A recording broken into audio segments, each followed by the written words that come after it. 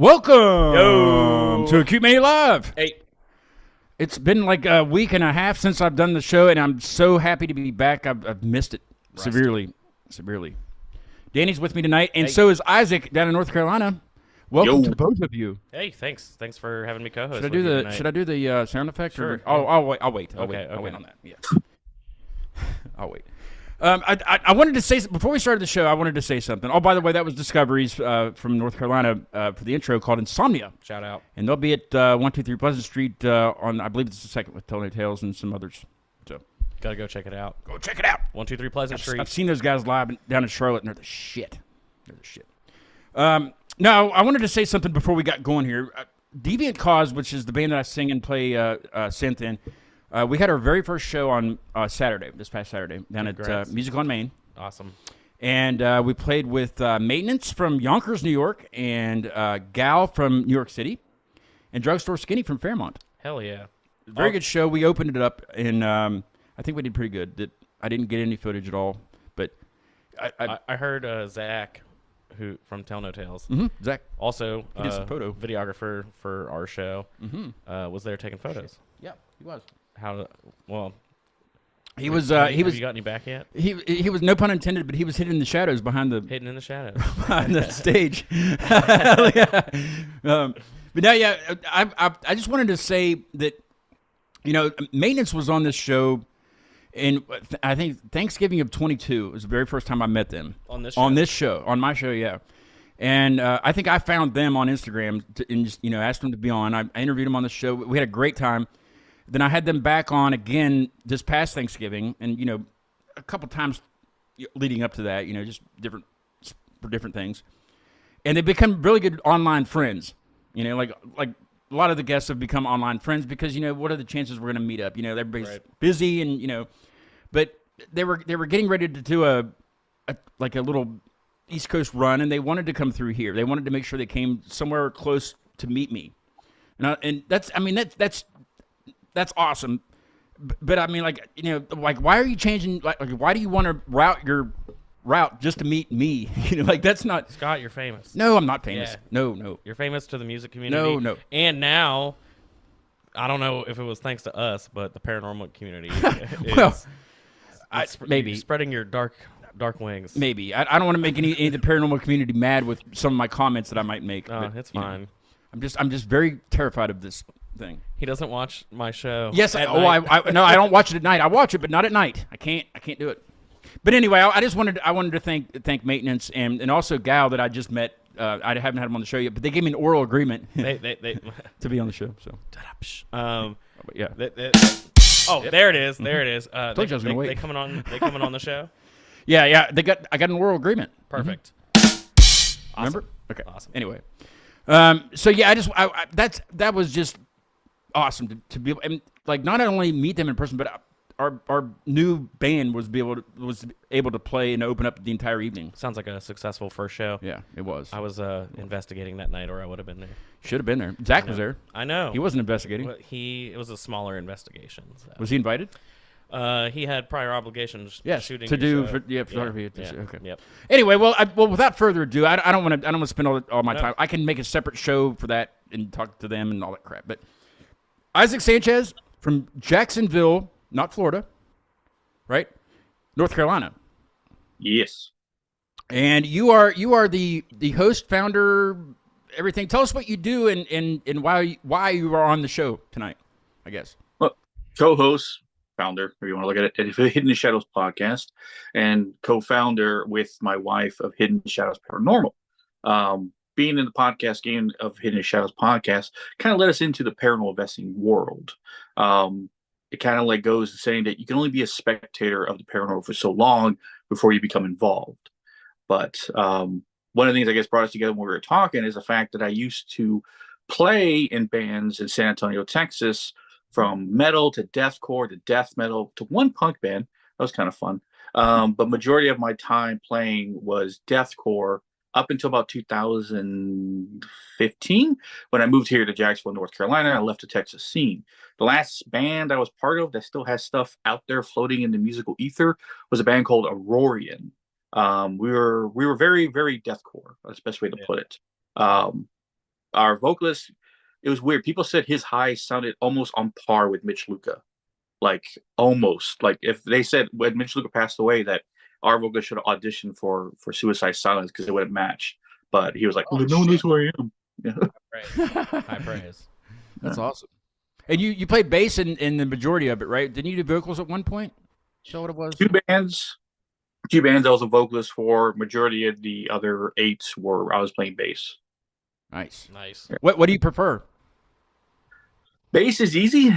Oh, I say it's easier to be out of the spotlight. If I mess up, if I fall down, no one's looking at me. You're in front of everyone. Everyone's looking at you. And if you mess up a lyric or you fall down, or you have to talk to the crowd and keep them going. So it was like I've seen a lot of work. I had more fun being a vocalist because all I had to carry in was my mic. Yeah, that's true. Yeah. Versus all the gear I had. But no, I think I enjoyed bass playing probably more than a vocalist because out of the San Antonio scene at the time, like 2010, 2016, I was told, not my opinion, but I was told by other musicians that I was considered in the top 5 bass players in the metal scene of San Antonio. Oh yeah. Yeah. 4 guys were way better than me. Just to be Stay humble, Stay humble. Just to be said in the said sentence was nice. That's when did you get into the paranormal? Like, were you always? Took my question. Go ahead. No, that was the question. That was my You're question. the co-host. You go ahead. No, yeah. So when did you get into the paranormal, my guy? Like, what led you to being? Because I feel like we have similar backgrounds. Yeah. I was in a band. You were? Yeah. Which one? Cast Off All Ties for like 7 years. Never heard of them. There's a music out? I'm sorry, Isaac. We have plenty of music out on YouTube. You're still playing with them actively? No, we you need a vocalist? I was the vocalist. Oh, you need a backup vocalist? Yes. No, because we've been broken up since 2013. We left that, and then was your brother the drummer? He was the drummer. Ask him if he wants to be in our family business. Anyway, and so we. I think I knew that actually. We had our band for a while. Then we drifted off, did other projects, and then. Sorry. No, you're good. Other projects. And then some weird shit started happening, and I've always been a believer, researcher, like spectator. And then I was like, you know what? I'm going to start this. And for the last 7 years, I've been doing paranormal investigations. And you're doing a hell of a job. Thank you. That's how I met you. Well, no, how I met you was at the, doing the photos at the show, I think. So my question for you, Isaac, anyway, how did you get from musician to paranormal investigator podcast host? Well, I've since birth until now, the paranormal has surrounded my life. From the ranch I grew up on when I was a kid, that I've been, after the stories I've told about it, have been told to me, rival Skinwalker Ranch, from the amount of hauntings that happened in that one location.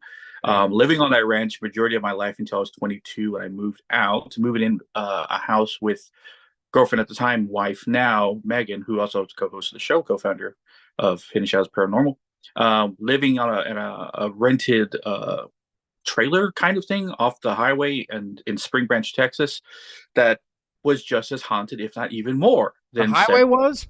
Yeah. In Spring Branch, I don't know the exact highway, but if you drive down it far enough, it turnoff goes to the Devil's Backbone.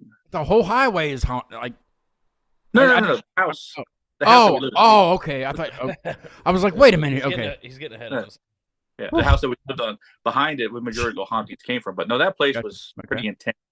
Until moving here in Jacksonville, North Carolina, the house we moved into is with her grandmothers, who offered for us to live with her free of rent until we got our feet on the ground. And that was about 10 years ago now. And now she's 88, so we're kind of helping take care of her while we live here. So, that's sweet. Nice. Good on you. With that. But paranormal, everything is surrounding the paranormal, especially hauntings, was surrounded me forever. And then meeting my wife, who's a very talented psychic medium, who has been haunted since she was a child. And between the two of us, we probably have enough stories to fill up a couple of novels, if not more, just between the two of us from all the stories we've experienced. So it's always been part of our lives, but never a forefront, an idea of, hey, let's do something about it, or let's be part of it. Until we started a podcast in June of 2020, when the majority of everyone did, but we were lucky enough to survive afterwards. But we started a podcast previously to that one called NYAC, or Not Your Average Conversation, which is just us talking about all different kind of topics. But we found out, through our track record, that majority of the downloads came from our paranormal episodes. So we're like, let's throw away let's throw away the other stuff. Let's just strip it down to what we're good at. Let's talk about the paranormal from our own personal experiences, and let's change the name. Hence, Hidden in the Shadows podcast started. From that podcast, we were capable of interviewing a local paranormal investigation team that no longer exists. We got to interview them. They actually, at the time, they're the ones I talked to about going out investigating because I needed answers about my ability that awoken or came to me in September of 2020.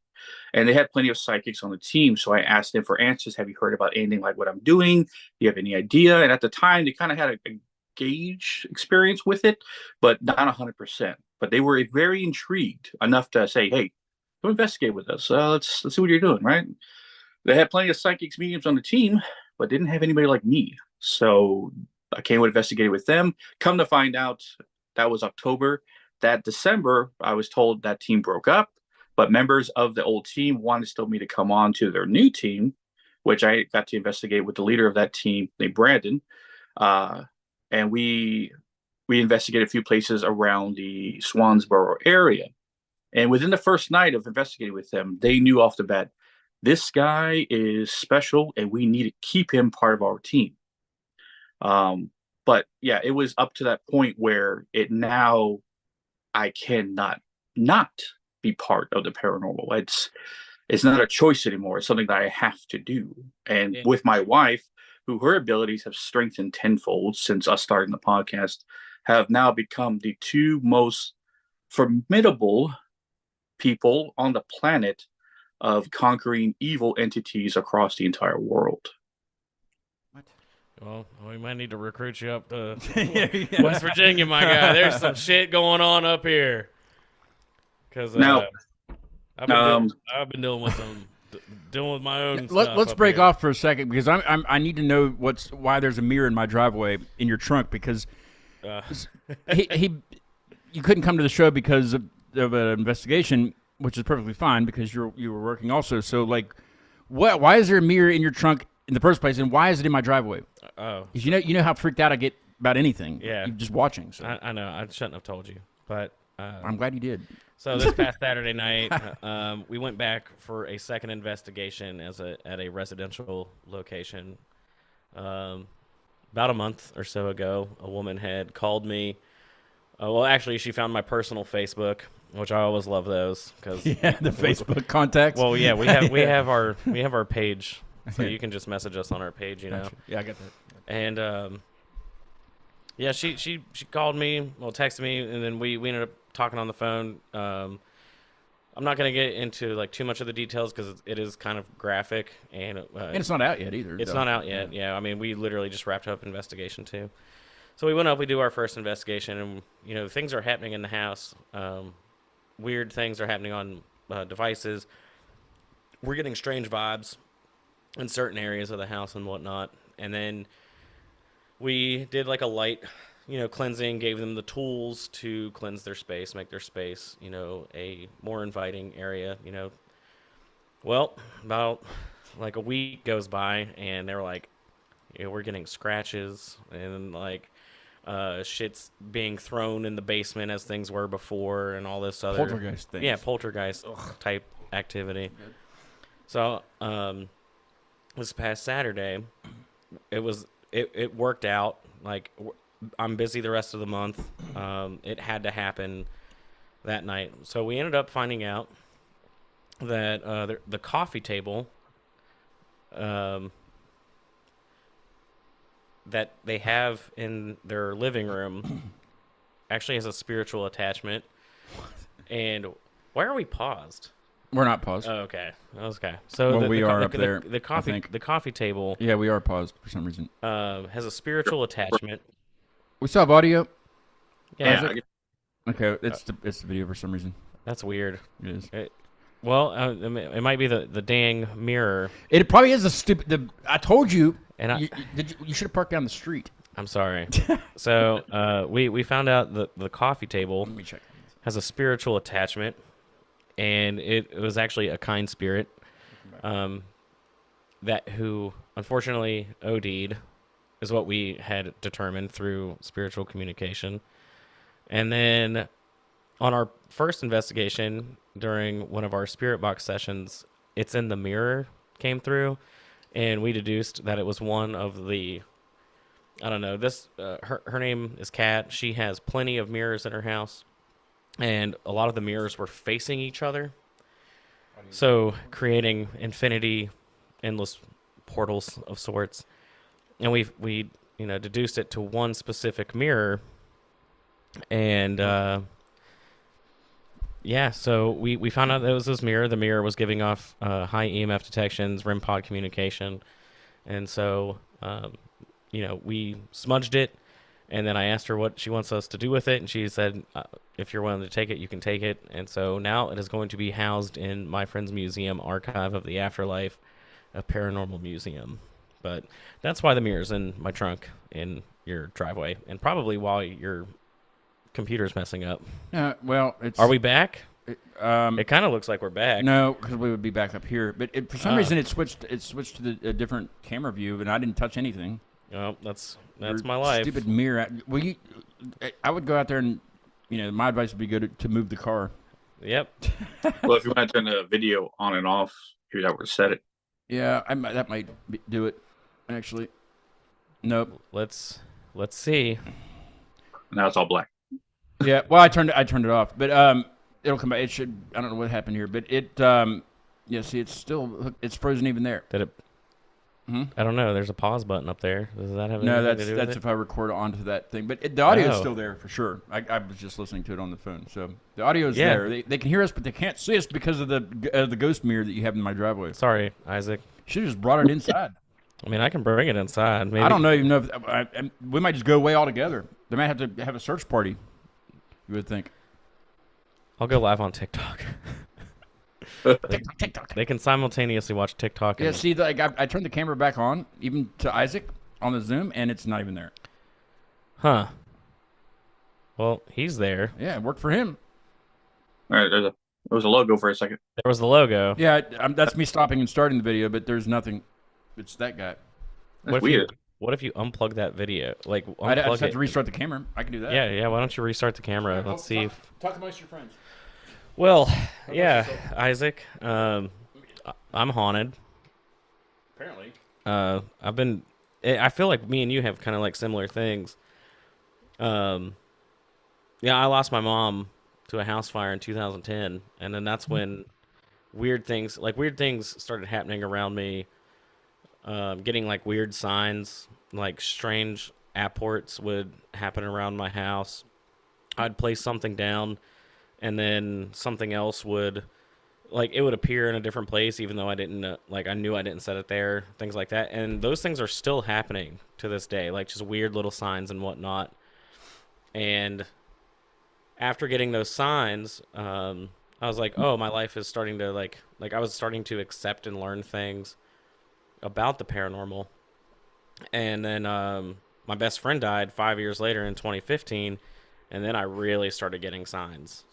And so Hey, Aaron. Well, not the right shot. There we go.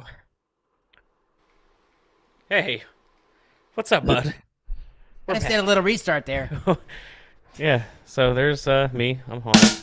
That's Yeah. that's what we do there. Okay. Anyway, This is what happens when you All right. have a paranormal, And two paranormal guests on your show. I like the wide angle. I don't know if I like it or Makes me look skinny. not. Something like that. Whoa, wide angle. Well, Okay. Danny, All right, we're I don't know how much Scott has told you about me, but I can almost guarantee, I say almost because I've yet to meet only two people ever to understand or even know about what I can do, but I can almost guarantee you've never heard about a ability like mine. And I say that because I've searched a very long time, the last 3 years, in all forms of different religions, different faiths, different histories, different backgrounds, going back as far as the Mesopotamian era and looking at witch doctors, shamans, witches, psychics, anybody from that era of time from now, and have found only one person in history who even comes close to being on the same par or almost the same similar story as me. And that's King Solomon, the only person.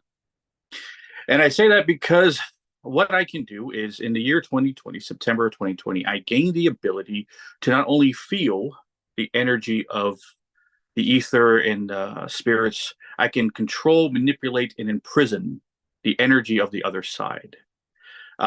It happens with my hands. When my right hand charges, the sensation I call charging. It's like the tingling sensation when your hands fall asleep. It spreads out through my fingertips. The closer or stronger the entity is. My right hand determines evil, negative spirits. Left hand, when it charges, is positive, human spirits. So natural EMF detector, but also can tell you where something is, if the place is haunted, by me just standing in the room. And I only ever pull anything dark. I never pull anything of light energy whatsoever. And I have successfully done this for the last 3 years to a point now where I've done 32 home cases in my time since I started this. 32. 28, scratch that, 29 of those involve demons and oppression cases. Families being affected, individual person being oppressed. But ever since after I did the first one, it kind of snowballed after that. And then I've had several people come on the podcast telling their testimonial of how I helped them and how it was before and how it was after. What happens is that we can imagine strings of energy from each of my fingertips connecting to a circle in the center of my palm. Those strings of energy fire out and wrap around the entity like a boa constrictor, pulling and condensing the energy to about the size of a baseball, to which I transfer that energy into a King Solomon replica ring. Nothing special, just steel and silver. And like I said, 32 successful home cases. And the thing is, 2 of those home cases, I was physically there. Because the addition to my ability, how it keeps evolving, is that I can pull through cameras, like how I can see you in real time, like we're alive. Can you pull this mirror thing that's messing with my camera out of here? Because Yeah, do you? I'm terrified right now. I really am. I just put it in the chat. I'm absolutely terrified. What do you feel about surrounding us? Can you sense anything? Around No, he can't. He can't. Everything's fine. Sorry. Around you two, no, but there's something behind you. Oh, no. Man, come on, man. Further back. I'm not in the room with you. Thankfully, I can't take that wall out. That's the garage. Yeah. I've taken that. Okay, well, that might be a thing, though, because... Where am I parked? Well, you're not in the garage. I am. I know. That's son of a bitch. Yeah. Well, I mean, like, okay, so, like, when people remodel their homes, okay, like, so you just got done being, you were at a home. So, like, when people remodel, does that, for lack of a better term, fuck with things? When they're well, yeah, whenever you remodel. Well, I mean, like spiritually, like yeah. When it comes to because they may not like what you're doing to the house, or and they don't know your intentions behind. You're changing their space that they're used to. See, I do this to myself because I keep having guests on paranormal people, but I mean, I'm intrigued. I'm not really a skeptic. Maybe kind of, because I've never experienced anything. You have to be skeptical. I don't know what, like, I don't want to put my opinion out there too much, because you guys do this, both of you do this, and you've experienced things, and I, who am I to say, well, that doesn't happen, because it does happen. Yeah. People have their experiences. That we kind of talked about the Alan Watts stuff and that philosophy and things like that, but like, it's interesting to me, to know, like, well, I guess to everybody, what's after, after we die, what happens, is there something happening, hopefully it's not evil, but like, I guess my question would be, like, what would those people be like? That's yes, that's the afterlife, but like, there's the devil and things like that, things that happen that are bad, that like haunting people and stuff. Like, I don't want to do that. When if that happens when I die, I don't want to be that person. I would love to haunt somebody. Stay in my space and like protect people that I care about. Yeah, that's what you would think that anybody would want to do. Like Well, I don't want to. I mean, for this part. take example for like Trans-Allegheny Lunatic Asylum. The patients there who passed away there. Whenever people go and investigate there, and they're just like, "Do you want to move on?" Why would you want to move on if you're comfortable there? It's like living in your house. Like, why would you want to move away from the place that you're most comfortable? That's true, yeah. So whenever investigators go there and they ask spirits, "Hey, would you like to move on? Would you like to go beyond?" No, I'd rather stay here and see all the people that are going to come here and Have talk you to ever me got for an eternity. answer through Spirit Box or anything? Have you ever asked that question?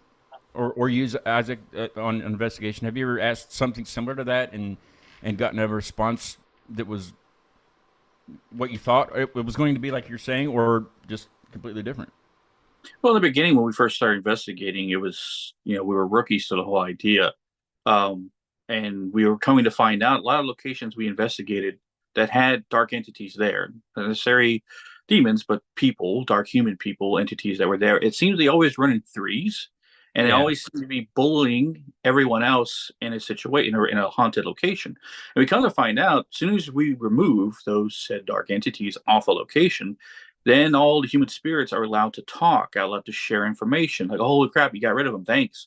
And then they start communicating even more. Like, there's more communication, more than we thought. Because before, we always hear spirits say, "I can't talk, he won't let me," or "No, I can't." And you hear someone say, "Shut up," or or something like that. It's almost like stopping them from speaking. And then after we remove all dark entities, my wife, like I said, skilled psychic medium she is, she kind of opens a door and allows everyone who wants to leave to leave. And we find that most majority of locations we go to, there is always a mass exodus of spirits leaving, especially places that involve in dark haunting there, that some spirits are keeping them there for some reason or using your energy, however you want to say it. But after we're done, the place is about 90% less haunted than when we found it. And we've Yeah. been doing that Like- all across this entire East Coast area. Like other groups of spirits are governing the other ones, or imprisoning them, Yeah. keeping them there. So I see what you're saying. So positive spirits, a lot of the times there might be something more powerful, more negative, keeping them there, kind of like imprisonment in a sense. That's interesting. Yeah. One case that I worked on, which unfortunately I haven't been able to go back to, even though I spent a year and a half working on the same house, the Mount Morris Mystery House, as I called it. Yes. So this was a residential case that I worked on where a wife. Did that go Her right? husband contacted me. So the husband, his wife, and the 5 kids all experienced paranormal activity within their house. It's coming back. Are you sure it's coming back this Yes, time? I was trying. You're to doing so much. Yes, I am. But just keep talking. I'll be the guy behind the scenes of this. Okay. I don't know why it's doing this. Because you keep clicking stuff. It's that mirror. I'm telling you, it's the mirror. No, it's not the damn mirror. You keep clicking stuff. Well, not anymore. It's not the mirror, not anymore. All right. I'm gonna. I don't know, man. Okay. I'm gonna. Still turn this off. still get That'll be weird fine. vibes from that thing. This will come back in a second. Just bear with me and keep talking to Isaac and let me troubleshoot. I got it, guys. I think you're just clicking shit. No. Just keep talking. So, the Mount Morris Mystery House, husband, wife, 5 kids, experiencing paranormal activity within their home. They contact me. They bring me to the home. I'm introduced to, the family. They start talking about the paranormal hotspots within the house. And then they take me up to the twins' room where they see this dark shadow man in that room. And then they pull down the pull-down ladder that goes up to the attic. And in the attic, not where there's flooring, and it's just rafters. You have to climb through joists on rafters, and then it brings you to this little area where there's a 16-inch opening, about 12 inches off of the ground, 12 inch by 16-inch opening. So I had to put my arms through like this, and then pull myself through into this secret room, which when you got into, it was an 8x8 room. It was like a 4-sided pyramid that had a dumbwaiter that led to other floors in the house. Old doilies? Yeah, I know. Old doilies that, old doily, grandmas would have old doily Oh, coasters and stuff. Yeah, this little yarn lace stuff. thing? Yeah. Okay. Yeah. So there was old doily curtains nailed to the wooden walls with no windows behind them. Pack of cigarettes with the label from 1911. No, come there. on. No, dude, I swear. Go. There's 18 episodes on No, this but house. I'm just saying, like, that's. I would It's freak. wild, I don't. right? I would freak. So we're getting high EMF detection in a room with dead wires, no active wires, anything like that. And then later, I'm ready to start the night investigation. So I asked the homeowners, hey, can you make sure that the kids are not on the property? One, safety first. We don't need anything attacking these kids spiritually. And then two, contamination of evidence. That was like a thing. So, but, safety first. So the kids, they're taken to their grandparents. And then I wanted to go do a solo. So I only had one camera operator with me at the time. And my other investigators, they weren't there because I was like, oh, this will be like open and shut. We'll go, do some investigating and it'll be done. It'll be fine. I'm sure it's just nothing. Boy, was I wrong. So I don't even get to like really start my night investigation. I walk upstairs. I have some gear in hand. I have a full spectrum camera in the bedroom, static, as I'm carrying my night vision camera up the stairs along with some other paranormal gear. And I set the gear down, and at the time, I didn't hear it, but there's two disembodied voices captured on my camera's audio. Then I hear this weird disembodied moan, like a with my own ears, and I'm like, what the fuck was that? At the same time, just before I heard the moan, a faceless child was captured behind this shoulder and inhumanly ducks down. Like, it's my Holy Grail footage. Season 1, episode 2 of the Mount Morris Mystery House on my channel. We did 18 episodes on this house. We did 5 investigations. We ended up digging for human remains in the backyard. What? Wait. Let me stop you there. You dug up human. We were digging for human remains. Okay, because a spirit had told us. We did end up finding a side of a revolver about 4 feet deep near where the spirit said. Danny's wanting me to go on an investigation sometime, and and I don't. Well, the residential cases are different than the one and done locations. I'm sure, Isaac, you understand. What's the one and done location? Like, Trans-Allegheny Lunatic Asylum, Fairfield County Infirmary. Oh, it's been investigated over and over. Okay. The one and done. You go, you investigate it, you move on to the next. Residential cases are so wide. It takes, you have to do research. You're contacting historical societies. You're trying to figure out what was there before the property was built, things like that. The chat, you got to look at the chat. Michael Vieira, is it Vieira? Is that how you say it? I believe so, yeah. Okay. He said, disembodied voice, did you find my smokes? That's a good one. That's good. Very good one. Well, residential cases that I've done, the 32 of them, haven't lasted longer than 30 minutes is my record time.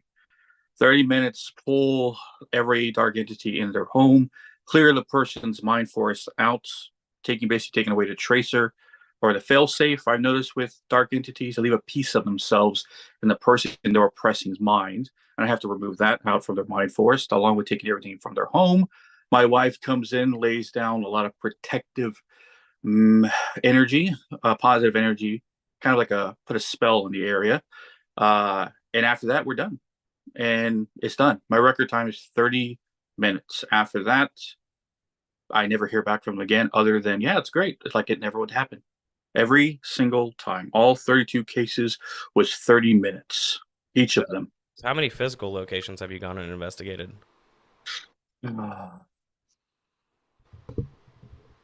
10. Those are just locations like a place that's known to be haunted we go to. Being a location. Residential's included, or? Oh, 2. Technically, I've been physically there for residentials, and those go by a lot faster. If I'm physically there, 15 minutes, maybe less, because I'm not counting on the person to walk me around the house, aiming their camera at whatever I tell them to stop, look up, look left, to turn right, look around. 17, scratch that, 18 of those cases I have done with Mike Bear, who's in the chat. He lives in Canada and in the Vancouver area around Surrey. He's found me plenty of cases up there. One being a woman named Dal, who she came on the podcast. I would listen to her episode because if any any testimony episode that I've ever recorded, hers is the most impactful, because her son, I think he was age of 12 or 13, he was being oppressed by the spirit of a witch who had 3 demons in her stead, and it got so bad to a point where he couldn't even walk. The son was literally dragging himself around the ground. Her marriage was on the line, like she's borderline gonna get divorced. She had other things going on in the house. Find a portal in the backyard, close that for her as well. But yeah, 30 minutes, my record time for home investigations. Now, actual haunted locations that I can repeatedly go to, that might take a couple more nights. But sometimes we're there for 2 hours because it's such big areas. We're walking around. We don't know where anything is. So we're just kind of following the energy, where it's pulling us, where we're pulled to. I know you're wanting to pop in here, but just a question, like when you know that like a place has already been investigated by others, maybe famous people or more famous investigators, I guess, like Zach Bagans we were talking about earlier today. Yeah. Do you if you go to a location like that, do you research kind of what they've found, or you just kind of go in with like a blank sheet, blank chalkboard and say, let's see what we find? So I'll answer this briefly. It's nice to have refreshers on like investigations that people have done there, but I also like going in here. Like I want the tour firsthand for myself. I'm a huge history person. I love history.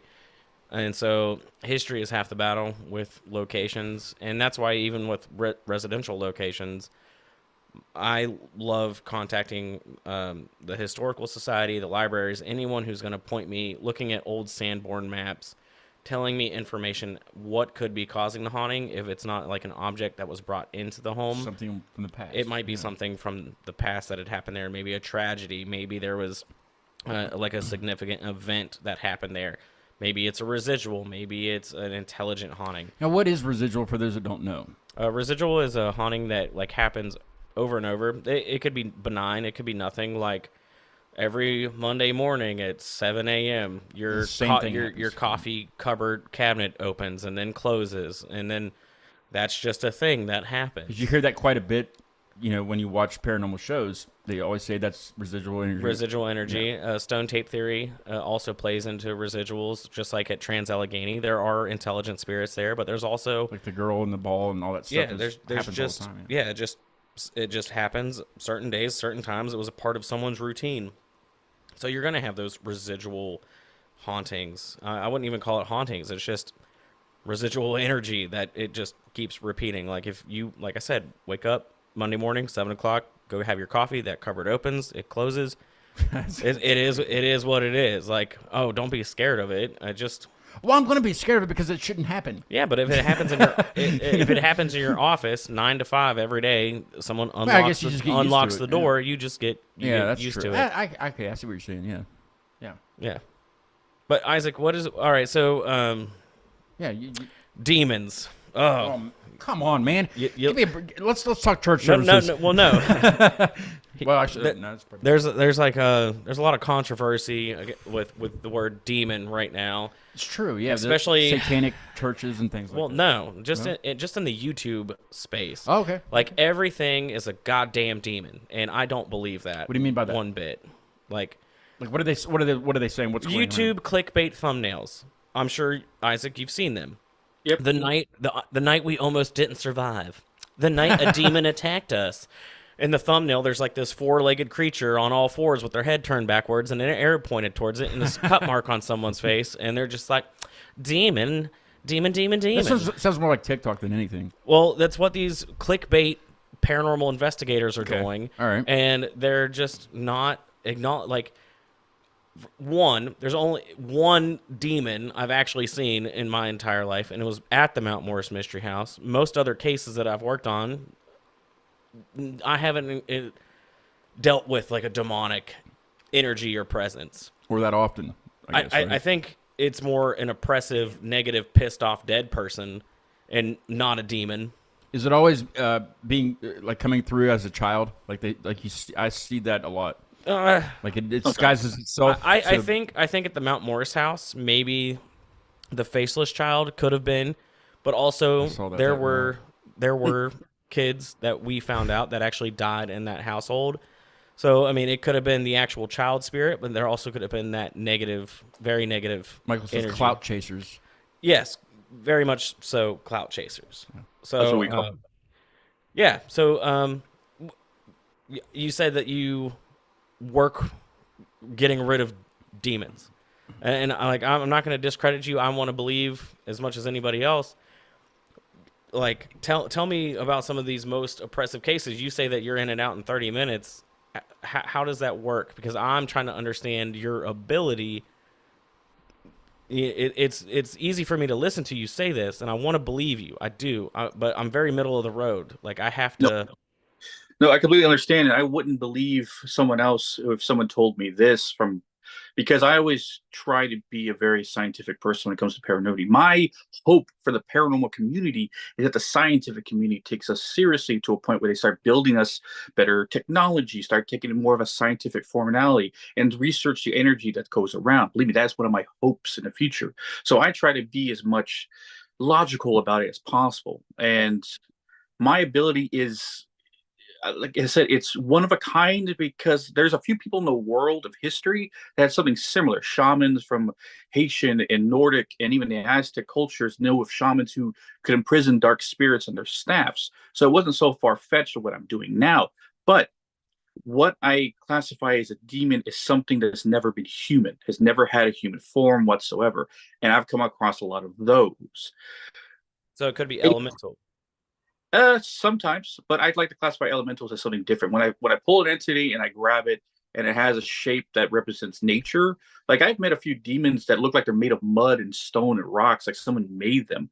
It was strange because once I grab said entity and I put it in the ring, I then can go into the ring by using the tendrils from my fingertips to allow me to see what's inside. And inside the ring, the best way I can describe it to anyone, it looks like a forest after a nuclear blast. Everything is ash covered. The sky is overcast. The ground is ash and dirt. The trees are black and burnt. And everything in there from dark entities, all different shadows, shapes, have horns. Some don't have horns. Some are big. Some are small. Some represent insects. Some look like creatures from mythology. They all have different shapes and forms. But confirmed demons that I have taken is up to 85. Yeah, 85 I have taken so far. And when I pull it in the ring, one of the things I go into the ring to make sure what I have. Say if someone's being oppressed, I want to know why said thing was oppressing them. So I go into the ring in a little bit of persuasion. I get them to give me why they were there, why they were haunting a certain person. And from the conversations I've had with them, the evidence is always the same. And I've learned why demons even go after certain people. And I better have a better opposition of why oppression and possession happen. Well, I studied demonology as well, so I learned a lot about through those. But the creature, the demon, has existed long before Christianity ever claimed that it was part of him. It's existed in cultures across the world. The Japanese call it the Urukai, Nordics call it the Drago. Other cultures around the world call demons different things, but the creature has always been the same, a non-human entity of darkness. His sole purpose is to torment, damage, trick humanity as much as possible, and harm them, possess all the things underneath the sun. So yeah, 85 of those I've come across. And I'm not saying there always is a demon at a location, but I have come across low-ranking soldier demons who have no name because they have yet to earn one. A lot of the time, you'd be surprised sometimes when something is that you think it's just a strong human entity, when really it's just a lower level demon who can't really oppress you or possess you. The most they can do is manipulate you, attack if they have enough energy from generating from the fear people are giving to them. But majority of the time, yeah, I come across a lot. And for those kids, I say kids, because most of them look like children out there playing with fire. When they say they came across a demon, they could have or they could not have. How the hell would they know? And they're playing with fire. Do you have like 85 rings, or is it just like one ring? One ring. One ring to rule them all. Essentially. So this is a different subject for me. Like this part, because it's different from. Well, I guess every investigator is different in what they do or what their abilities are. So this is kind of new to me. Yeah, no. It's hard. It's hard to take in. I do believe that you have abilities. It's just I would have to see and experience that with you. Or you should get together and do something. We should. One, it's always hard for me to physically show my ability because it can't be seen. It has to be felt. I remember Halloween 2022. But is there technology out there that maybe it's thermal, maybe it's full spectrum, maybe it's infrared? Does your hand get hotter? Something you can see. Does your hand get colder? Do things happen documentation wise? Funny you should say that. We were looking back at old footage we recorded almost like a year ago that we're just getting to now. The podcast takes majority of our time, but we're discussing splitting time between the podcast and the paranormal team. But we look back at footage, and there's a shot because I wear body cam. Because at the time when we started, we didn't think that we needed any technology. Well, technically we don't, because we use our abilities to find where something is. The majority of the time, we're not wrong. But we never thought of using any like devices, technology, even recording it, because we didn't feel the need. We weren't out there to investigate. We were out there simply to clear, move over, and then leave the place better than we found it. Is it I'm sorry to interrupt. Is it kind of in the same? I'm just trying to understand. Is it kind of in the same realm as like, okay, like somebody is missing or somebody was murdered, but they just don't know where the body is, so they get a medium to come in and they feel and they like kind of take the Can you hone in? Is it something like that? Strong energy sources and entities? Yes. Or is it what you're explaining to us? Is it something like that? Kind of, yeah. I describe it as just a psychic medium pick up on the spiritual realm like Wi-Fi routers, right? They hear the signal around. I'm like hardline. I have to literally plug in order to get a signal of anything. So my tendrils, the strings that leave my fingertips, those are the ones that wrap around an entity. When I grab it, I pull it, I look it in the ring, I can see what it is, I can talk to it. Human entities, I practice a little bit. I can kind of use each string like a flashlight in the ether, right? It's kind of like seeing them. And if I shine a light as I'm touching them, I can kind of see who they are and almost create a communication by tapping on their head and like talking to them that way.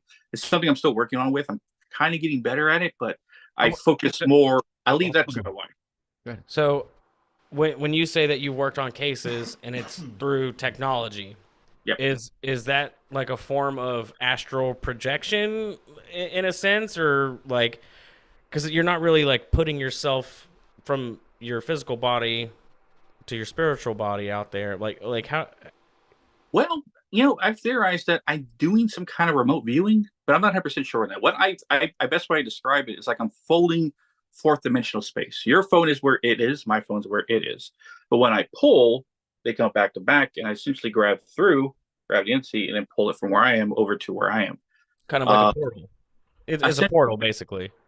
The tendrils allow me to see through fourth dimensional space and move to your location or wherever your phone is and pull. Hence why I was able to help out so many people without even being there. I've helped people in Australia, Portugal, UK, Mexico, the Jamaican Islands, or Jamaica, I think particularly. I think it was Cuba. I can't remember exactly where he was. No, so if you had you want to hear something? Yeah. I have a question for you though, but you go ahead first. I was able to reach through his phone into his house, then reach through his CCTV footage of his mom in a whole other country to where she is, to pull that from where it is into his place, then into mine. So it was like Inception, doop, doop, doop, and doop, doop, doop, doop. The weirdest thing I've ever felt before. It was completely strange. But no, and in Canada, I think I've done the most cases. I'm really big in Canada. But you're based in North Carolina. Yeah. So what's stopping you from doing more in-person investigations or these, tactics that you're? Is there just not? Is the market? Is the demon market in like North Carolina like? Well, I can kind of. They were talking in the chat. Black Smoke and Michael were talking back and forth about some things, and Michael said that he's been on some about 18 cases with you, and has witnessed this. So that's he's been the backseat driver to a lot of cases. I guess you have to be to see it to But believe is he there investigating, Like, and you're with there in the back seat? Yep. He's walking me around. Okay, That's interesting. I mean, I have had people where I'm on FaceTime with like someone with abilities that I'm friends with, and they can pick up on things. And I do believe that you can pick up, because on this case that I'm working on up in Kingwood, I sent a screenshot to this very well-respected author of the paranormal. I'm filming a documentary with him this year. No names? No names yet? No names, no name dropping. So I sent the screenshot of the area. It wasn't real. I didn't tell him where I was, what I was doing. I was just like, hey, anything weird with this photo? I was just like, there's a case I'm working on. He's like, let me send this to a friend of mine. And so he's like, it might take a day or two. He got back to me in like 2 hours. He sent it to his friend who was a psychic medium. She drew a big circle around the forest across the street from the house that I was like working at. The line goes down from the forest down to the main road and then comes up the street. And then where the line ends, it points at the very exact house where I was investigating. No. So I do believe that there are these abilities that you can hone in and pinpoint. And how are they to know where you're at? Or Yeah, they had no clue. They had absolutely no clue. There was no. I did not give an address. All they got was a zoomed out topographical. This is where I'd want screenshot. to have the mentalist on with this, and the illusionist on. Well, the illusionist maybe not, but the mentalist on with this too, because they have their ability to do what they do, and I think it would be a crazy episode for one thing.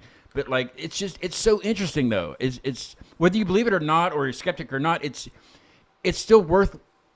It's still worth checking out, I guess, or talking more and more about it, because like it's crazy to somebody that like your ability to do what you do, and my ability to not do that makes me think, or the normal person think that you're crazy. But I don't think that you're crazy. I'm interested in it. I'm interested in, I'm not going to be like, well, you're crazy. I'm not going to, this is dumb.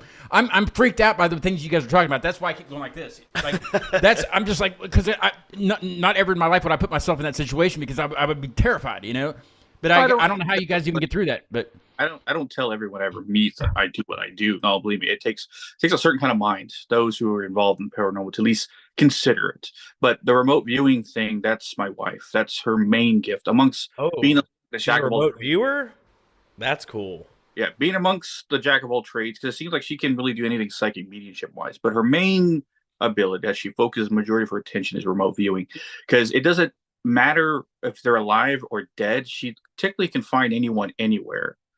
She freaked out a couple of my best friends by basically, I showed them a picture of them. She went to their home, told them exactly what was in their room, and they got freaked out because that was literally an hour ago. How'd you even see that? Can she remote view me sometime? right now, No, not right now. No, they can see, but can we plan something?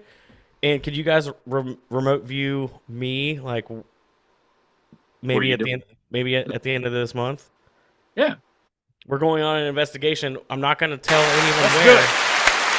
Thank you. I'm sorry. I was waiting for a chance to do that. I know. Thank you. But I'm going on an investigation at the end of the month. That's all the information that I will give you. Where are you going? No, because that removed that. No, yeah. I'm just trying to make him say it. That will ruin the experiment. Can we switch gears for a second, and then we'll come back. We'll come right back to this. Can we do that? Yep. What's up? Yep. You care if we switch? Okay. I used to do. You escaped it. Isaac. But when Danny was on it in October for the Spirit Paranormal Halloween special, it was early October, so it wasn't quite Halloween yet, but it was fun.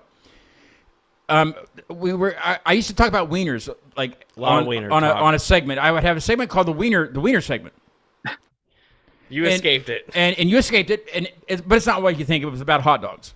No, just a conversation about I would just break the show. Good places to get a dog. So I at the beginning of this year I was like I need to get rid of that, because I was burnt out on it I mean, yes, it was very interesting for a little bit, but it wasn't my thing. It was my roommate at the time. It was his thing, and it went for a good year and a half, and it was cool. Yeah, it was fine. Talked about some wieners. But I've changed that because I do a lot of Google Earth. I'm fascinated by it.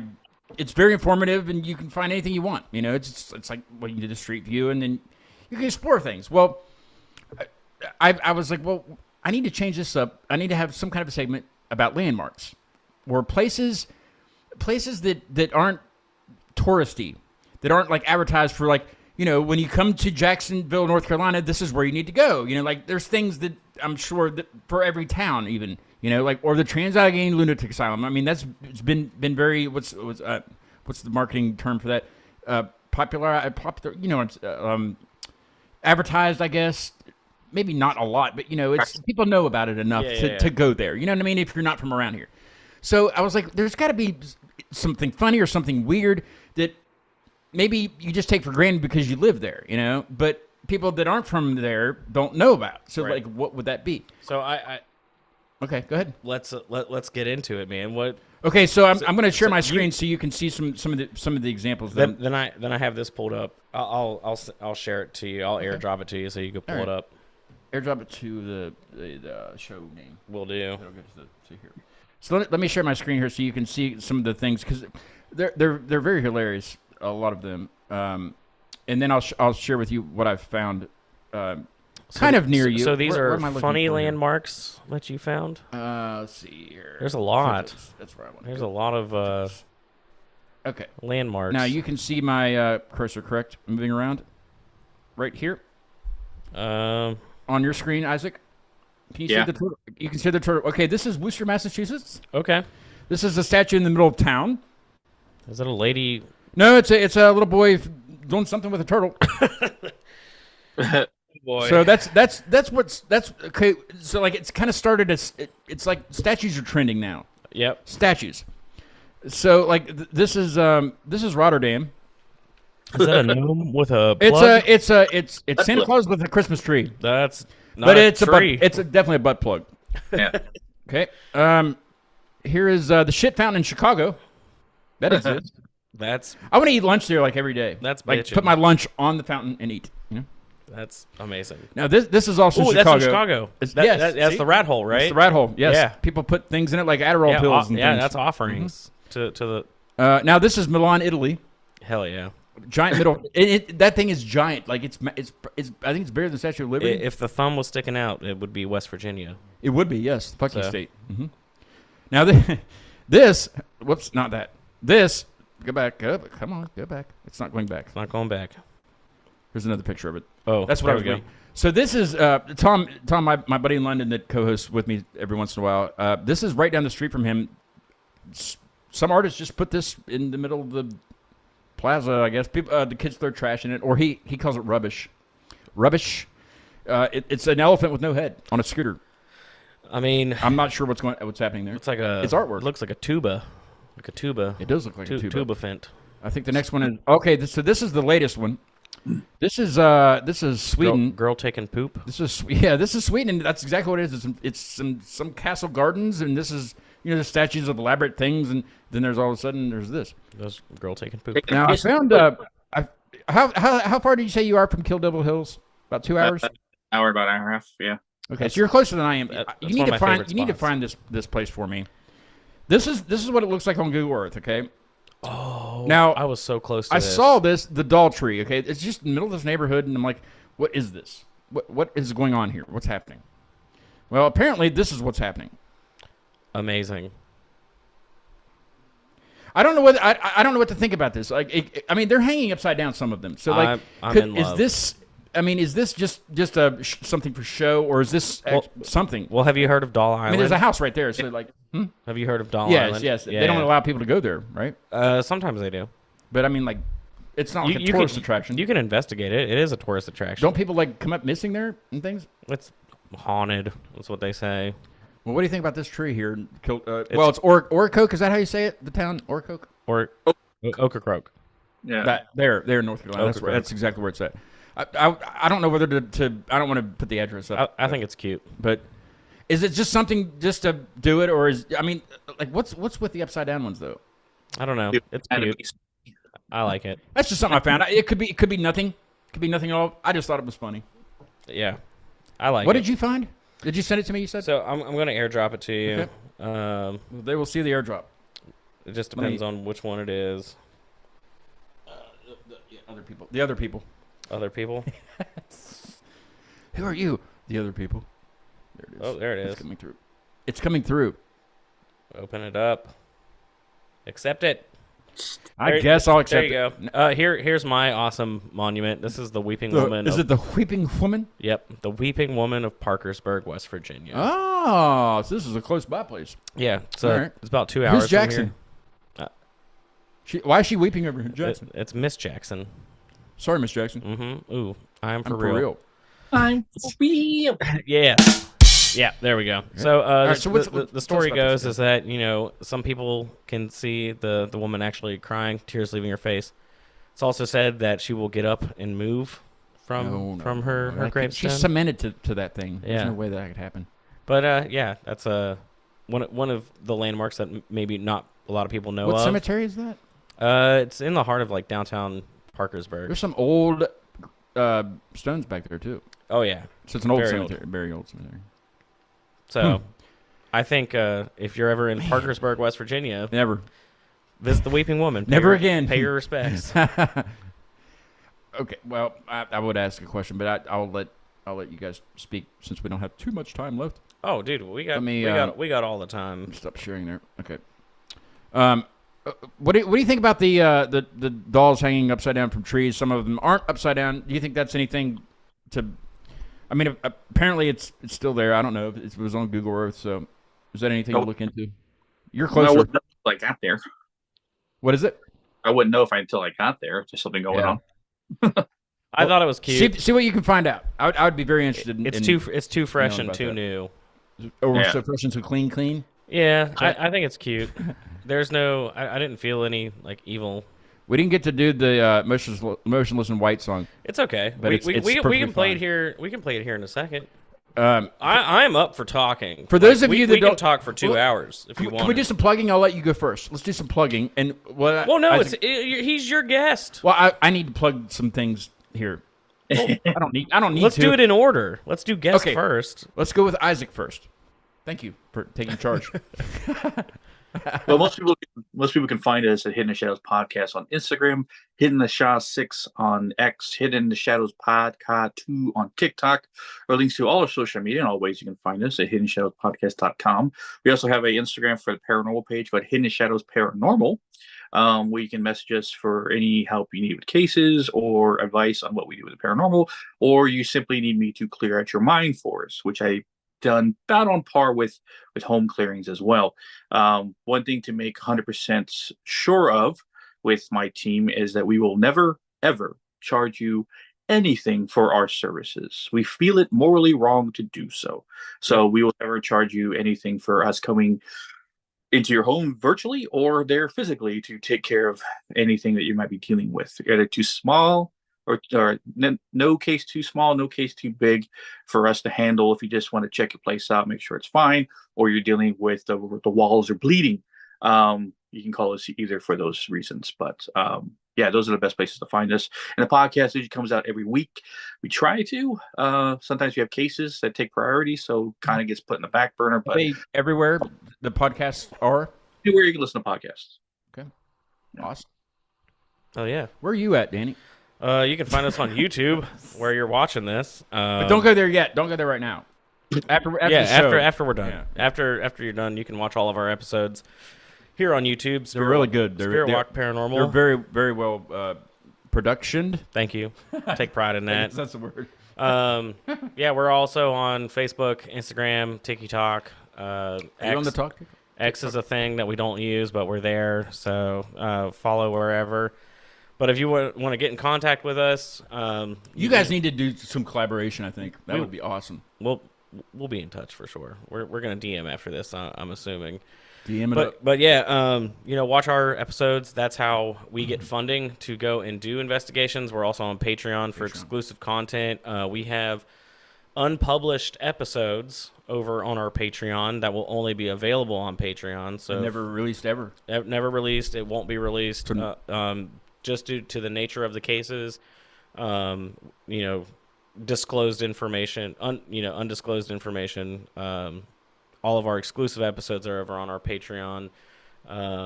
If you need us to work on a residential case, just like Isaac, we do not charge money because we make money off of our YouTube. That's our monetary payment. So we just want to help out and do the best that we can to help get rid. Plus, you gain or figure experience out from those places, or- right?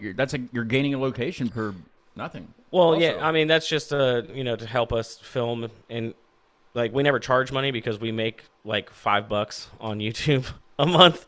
Thank you. You can also follow me on Instagram at Danny Strakel. Dark Hills Media is my videography production company, and that's what helps get us making episodes. How many people are getting married this summer that you're covering? Too many. But it helps fund the paranormal Yes, one and it done does. locations, which is awesome.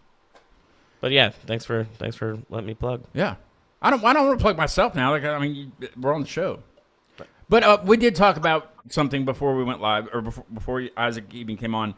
I have a brand new website. Yes, you do. It's brand new. I'm still learning from it, but I have a guy that built the website, and actually I've had him on the show. I interviewed him on the show for like a half an hour, but he put my ideas to life, I guess, or to a website. AcuteManiaLive.com. AcuteManiaLive.com. You can't Check it can't out. get it wrong. It's AcuteManiaLive.com.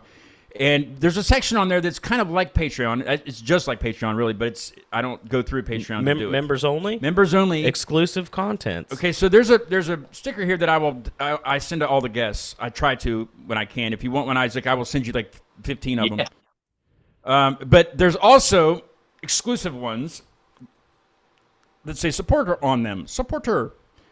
If you'd like one of these that say supporter and some other things, bonus content, like things. Okay, so bonus content I've never really talked about. So what's bonus content? So, but as soon as I start Zoom, I start recording. So it could be anything from just. I will go through and edit, out like blank spaces and things. But I always talk to the guests before and sometimes after the show, just on various things. And I'll filter things out of there. Also, it's not going to be everything, but there's behind the scenes. There's this shirt. This shirt is brand new. Brand new shirt. I just ordered some more today. Oh yeah. Also, we have merchandise, but that's You do have merchandise. neither here nor there. I figured you would bring me one and we could just swap. I know. I should have. I was not thinking. I think we talked about that in October. Well, So October ago, So October. It's October 3rd. But no, it'll be just it's kind of a new thing to me. So I'm not really sure how to even promote. Basically, if you area. want to see more exclusive content from Acute Mania Live, I'd like to Scott see here. more paranormal guests on the show and more Yeah, that'd creative be- artists other than bands. I love doing these episodes where it's not just bands. Well, we've opened the floodgates. Yes. We're talking to Isaac. So my email and everything is on my link tree and everything is on the any of our on supporters the YouTube. Yes. in the live chat. Get a hold of me. Black Smoke. Get a hold of me. Let's have you, Michael. Let's have you on the show. Yeah. Yeah, Let's talk about it. yeah. Let's get you guys on the show. Sure. Dantex. I tried to have is Dantex the co-host man. many times, and he's busy walking the dog and all kinds I know. of crap, Dantex is always. But he busy. is the man. He's busy promoting. Dantex promotes everybody, and it's crazy. I don't know how he finds time to do that, though. Yeah. Isaac, are you familiar with the greatest of all time, Dantex? Yes, he was one of our first followers on the Dude, Insta. he is the goat. He is. I think that dude, deserves a round of applause. doesn't it? Yeah, let's for Dantex. Dantex was like Sure. one of the first couple hundred subscribers to the new channel. He followed me because 3 years you were ago, 3 or co-hosting 4 that years one ago. time. Remember that Yeah, one time? yeah. A long time ago. So Dantex, He says sorry. no Dantex, don't be sorry. Don't apologize. Be proud because you are the fucking man, dude.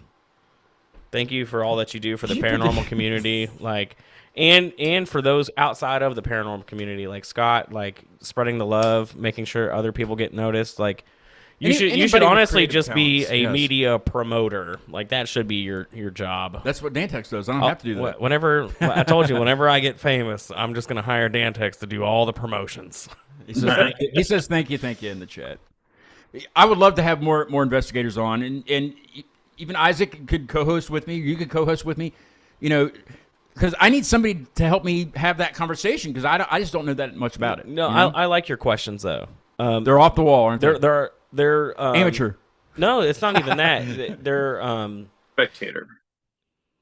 yeah, like What they want to ask, like the viewers want to ask. Yeah, like how do I go about doing this, or how does this work? And Is it smart to have a Ouija board in your house?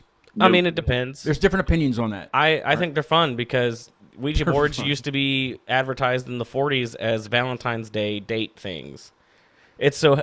I bet you they're still together. Well, no. So I mean, Or like the couple or whoever. so talking boards or whatever, they were advertised as, so back in the 40s That's what they were called, it could be a way for you and your special person to be able to be close to each other and it not be some weird bullshit like against societal norms of the time. This is what I want to do. Next time Isaac comes back to the show, come back soon. I think this would be a good idea. Let's do not a seance. I don't want to conjure up anything in this house. I mean, we can do something. But let's do a show where we're doing things like that you guys do. Could I bring in a haunted object? Not the mirror. Anything but the mirror. I won't bring the mirror in. Well, it's already half here. Might as well just leave it here. No. I'll put it up in the bathroom. It's going in the museum. It's going in the museum. Put her makeup on in the morning. What? But yeah, I don't have any sound bites that go woo, like we'll make some. We'll make some sound bites for that. Let's do that. We'll have Black Smoke come on with us. Something fun I like to do on TikTok. Flipping through different people's paranormal pages, going live, or someone showing off haunted objects. I like to reach through the phone, pull all negative energy from all their haunted objects, or pull dark entities from locations people are investigating, therefore making it safe for them to be there. With haunted objects, maybe 10 out of 20 have something dark attached to it, but essentially I make it just an object, and I've been doing that for a while. It's kind of the easy thing to do. Pulling residual energy or dark energy, something attached to an object, is easy work compared to something that's moving around. But I just remember something you were saying, that we were talking about physical proof of my ability, and I said there is no. You kind of have to feel it in the time, because at Halloween of last year, we were doing a live investigation from a location over here called Patsy's Pond. And Patsy's Pond is special because it has a bunch of sinkholes, and it's a giant walk, nature walk and stuff like that. So it has a lot of residual energy attached to the ground, also a lot of dark energy from the things that happen there. But one of the times we were there, before the investigation, after investigation, two guys that came with us, complete skeptics, had no idea what was going on, didn't know anything about the paranormal. When they got there, they felt terrified. And they could feel the energy there. The guard was up. They felt like fight or flight the entire time. After the investigation, we left. And they felt like they could stroll and hang out there all night long with no problem. And they told me, Isaac, I don't know if we believe in the paranormal, but I believe in you, what you said you're doing, because this feels completely different from when we came in here. I was like, well, but the physical proof, the closest thing we have is, like I was saying, from the body cam, because I started wearing a body cam so you can see my point of view. One of the shots that we just posted on our Instagram, on the podcast and the paranormal team, is a shot of me feeling around. You see my hand shoot out and grab something, and I turn into my hand, and my hand has all this white mist around it. It's very strange. I close my fist. You hear me say, "Gotcha," and I go into the ring, and then my hand's back to normal. But it's strange, for that few seconds I have my hand gripped around something. You see like this mist white glow around it almost. And we theorized that was picked up on infrared. What would be happening with a full spectrum? Right. Or less. SLS, our best case scenario would be you pick up an entity standing over there. I feel around that it's dark. I grab it. All of a sudden you see it, its arms shoot to its sides, and like something just wrapped around like a snake, and it get pulled in one direction towards me. Now, do you have things that we can go look up and watch of instances? Where can we find these things? On Instagram, the Hidden Shadows Paranormal Instagram, and the Hidden Shadows Podcast Instagram. Majority of some of the videos are on the paranormal team, like shots we've got collected from. We caught with this one picture where we're in the Croatoan National Forest, a Native American shadow figure. You can see that. Okay. Some other shots of sounds. The witches' brooms we found in a park one time, just hanging in the trees. That's see that I would run screaming like a child or something. I'd be like, I'm done, guys. I want that for my house. Oh, I know you do. So Yeah. So we were recently on an investigation, right? Uh-huh. I'm a Polaroid film person. Oh, I love taking okay. Polaroids and shooting. You have the newer one, or you still have an old one? It was probably about the early 90s. Gotcha. The original 600 film. So I'm going to show you these. These are photos taken inside the building. They look a little greenwashed. Here, I'll show you, Isaac. Do you want to send it to me? I can put it up on the screen, maybe. I can see it. Yeah. Yeah. I'll have him. Here, I'll have him send it to me here. So I'm gonna airdrop you this photo. Airdrop it, bub. Okay. So I'm gonna airdrop this photo. This is a internet exclusive. Oh, is this bonus content? This is bonus content For free? For free. Gotcha. Yeah. Did it send? Thank you. No, I guess not. Hold on. It's the other people, remember? So He does. other people. Technology is awesome. There we go. All right. So accept this. All right. Do I have to? Yeah, I do. So there's that. Mm-hmm. So these photos turned out really strange, right? They're greenwashed. Wow. We've taken hundreds of Polaroids in all different types of settings, even in the same lighting, setups, on different haunted locations, like Old Hospital on College Hill in Williamson, West Virginia. We've taken the same photos. All right, so show that first photo right here. Yeah, show that. Okay, give me 1 second. I got to share the screen. All right. So there's that one, and then I have this is going to be the final photo. Should I zoom in? Like I can. I can see it. Yeah, it's like they're Okay, so they're very weird, right? Except this last one too. Yeah. So they're very greenwashed. In that one of Marcus and Zach, Marcus is in the on the left, Zach is on the right. There's like a weird black mist kind of thing. Yeah, Or is that just a spot? So right here. Right there's like a weird black mist like next to Marcus, right? So I want you to go to the photos after the investigation. Now, granted, this is the same film cartridge. Cartridge. I can rotate this also. Go for it. All right, same film cartridge, right? Perfectly fine photos, about the same distance, similar lighting conditions. Now, this photo right here. Should I turn it or no? No, this is how it's supposed to be. Marcus, you can see him to the very left of the red exit sign. So I'm not looking at Marcus there then. I'm seeing that figure here. So what is this crazy fucking thing happening here? Well, that is where the Melmeter device was going off. That's Marcus there, right? Yeah, that's Marcus. And the Melmeter is to Marcus's left, screen right. And I have no idea what this strange obstruction is. As the Melmeter was going off, this comes up. And it was like a high burst of energy being detected on the Melmeter. Are you physically snapping, or is it? No, hell yeah, I'm physically. It's a Polaroid. I'm taking them in the moment. Well, I know about the. Calm down. I'm an amateur at this. All right. It almost looks like a tear. Almost like a tear in reality. Like a tear in the space-time continuum. Or between our ether and theirs. Because if we look in the black, it almost looks like there's space in there. Like it's so three-dimensional. Like a cavern. Some high burst of energy was happening there in that moment. And I told whatever was there, if you want a picture with Marcus, stand next to Marcus, and the device went off. And you can see Marcus. He's right there. Oh, yes, him. And what is that? Probably the flash reflection off the door that was behind Marcus. Debunked. But what is this? Is this attached to that? I would assume so. Just like a weird thing that happened in the film. So the Melmeter went off. But back. Was there any things that you saw in that time also? No, with your own eyes. Not with our own eyes. Gotcha. Okay. But all right, so go back to not that one, these ones. Okay. If you zoom in, that's like the same. Up or down? Down, the middle one right here. That's the same hallway right there where he was standing. Yeah, that's the same hallway. Are there steps right down here? They're not steps. That's doorways. Okay. So because it's turned, sideways or whatever. Oh, okay. Well, yeah, I could have. If you want to rotate them left, there you go. So that's just like looking down the same exact hallway. And he was standing right here. Yeah. Marcus was, and that's where that was. Yeah.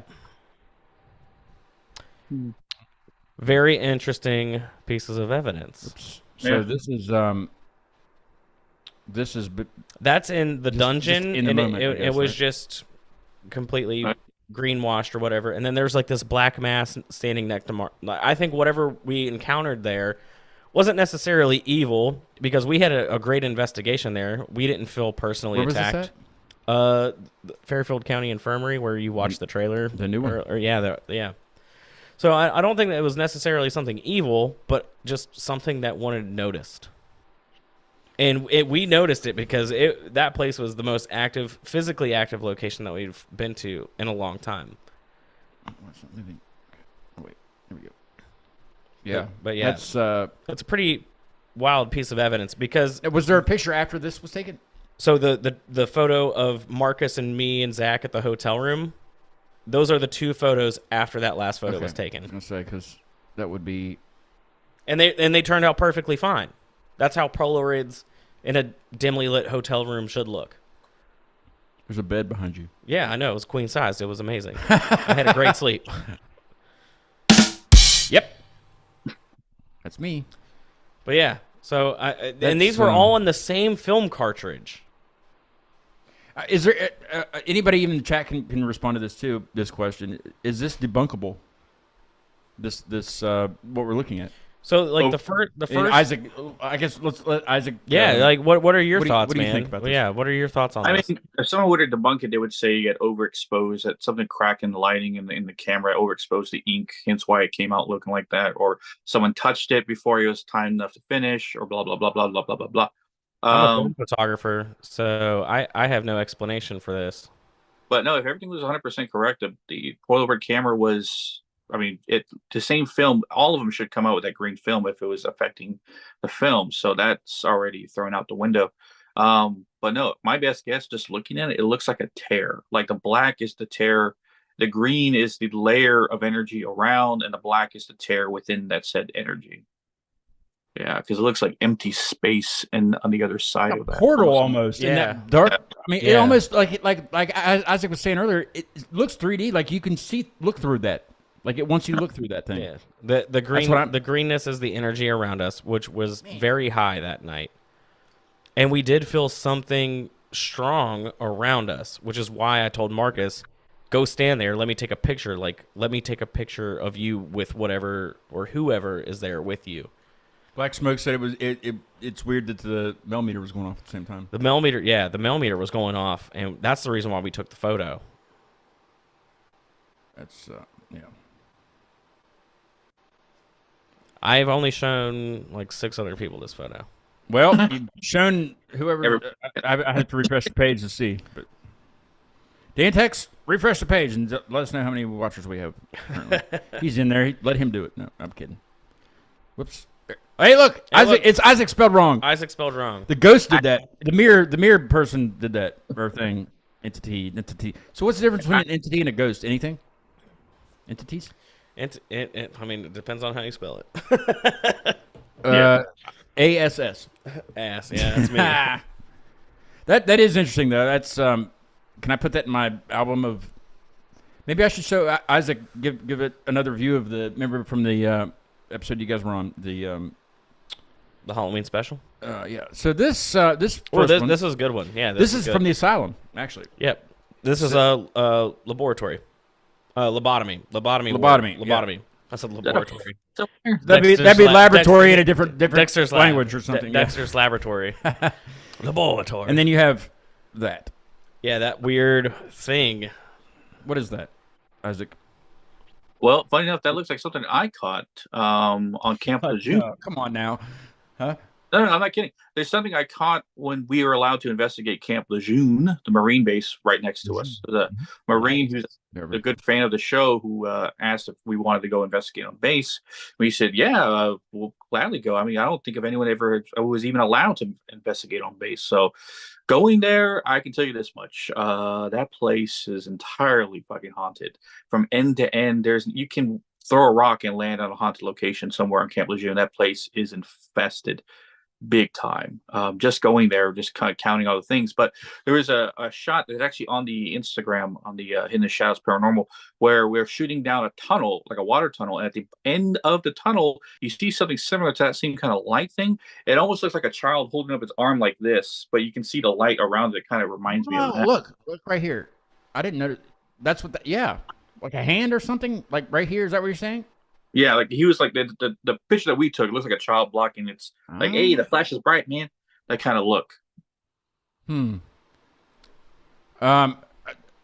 another thing I got is actually after the you and Marcus were on. I'll show the Shannon thing in a minute. This is okay. This is in Gettysburg actually, and this is what we're looking at right here. This was, I don't have any before and afters of this, unfortunately, but Tracy, my friend Tracy, that cooked the good Italian food that I'm going to send with you tonight. This was taken by her daughter. They camp in Gettysburg about every summer. I don't know if they still do. And that wasn't there. These people weren't here in this picture, according to them. Like I said, I don't have any before and afters. She doesn't either. But that kind of, she says on her, from her view, it looks like a soldier. But it is Gettysburg, and there's a lot of crap going on in Gettysburg. Yeah. And well, I mean, like there was nobody. Like a summer. It wasn't reenactment. Right. They were camping right there in the woods. Right. So she was standing right there beside her daughter when she took the picture. My cousin from Gettysburg is in town. I should talk to her about going back here soon. I don't know what that person is beside that's interesting. that. It's hard to tell though because the image looks like the shutter speed is slightly it does see lower, how it's curved or something. Yeah. Right here. Yep. So it's hard to. I could show the Shannon video, which will be very intriguing to everybody watching right now. Yeah. You remember the anomaly? Oh yeah, I remember. You can run it back. This is a friend of mine, Shannon. She's been on the show. Good friend of mine. This is in her living room. Her just playing the guitar, and apparently this happens a lot. But you'll see it. My girl, don't you lie to me. Tell me where did you sleep? Did you see that thing? Yeah, it's on the ceiling. It was going that way. Yeah. Can zoom in up here. Maybe that'll. We got a light. My girl, don't you lie to me. Tell me where. I feel like that's a protecting spirit, or like maybe something that enjoys what she's doing. Like it brings that energy, joy. And they just want to be around her. I still get cold chills from watching that. You hope it's Kurt Cobain. Somebody. Isn't that song something that's significant to something? Like it's an old song, I know that, but The Pines. Yeah, The Pines. Is that what it is? Well, Kurt did it on the live Nirvana set, which was a good cover. I like that. But there's like an old live blues song, old country blues song. Mm-hmm. Yeah. She's a very good musician. Have you ever seen her play or out? Yeah, she's friends. She's friends with my friend Casey Maxwell. Yeah. So very good musician. But apparently, this happens all the time in her house. After she posted that to Facebook, and she even commented on her own post and said, "I know what's there." And I said, "You need to have Danny come, like my friend Danny, come over." And she said, "No, I don't want to. Nothing's going on here. I just know what's there." You don't need to stir the pot. If you can coincide with those energies, that's a good thing. I mean, I live in a 1920s house, and we coincide with what exists there. And you heard something today, even. I did hear something today. It was not the dogs. But we have a so rotating door of spirits that come to the house, but we've kind of had to put a shield up around the house entirely to protect us from the bombardment of dark entities coming to pick a fight with us. Because once we picked a fight with them, we kind of got our names marked, and now they're out for blood. Because one of the main questions I asked, why did you come here? It always the same answer. It's like they sent us, he sent me, blah blah, sent us. It was always sent, the watch or sent or something of the same other. But my wife, like I said, very talented psychic medium, was able to use something we've discovered amongst other psychic mediums we've talked to, We call it an EMA, energy manipulation ability. It seems that some psychic mediums out there in the world have an extra gift where they can project light energy either from their hands or emit it from themselves, or kind of use it intuitively at locations, kind of putting down protection or pushing stuff back. Couple of investigators in Australia, one lady in Seattle, a guy I knew used to investigate with. He's retired now. My wife, but she almost generates shields, and she kind of put one around the house, and we haven't been bothered in a good while. Now, once in a time in a while, it used to be every day. Now it's once in a while something might come here, but she allows regular human spirits to come to the home.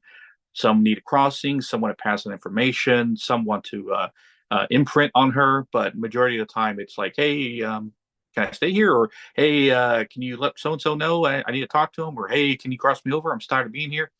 There's a child spirit around the same around the same age as our son, who I see occasionally in our little den area, and he'll be playing with my son's toys. Oh shit. Yeah.